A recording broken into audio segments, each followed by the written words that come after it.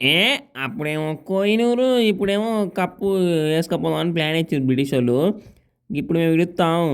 మేము కప్పు కాదు కదా, రూ. 3 జంబో గ్లాస్ ఇట్లా తీసుకుపోనీ మేము. ఎందుకంటే మొత్తం భూమి వస్త్రం ఉంది. భూమిలో నిజంగా చెప్పాలంటే అందరికీ మిండగాడు.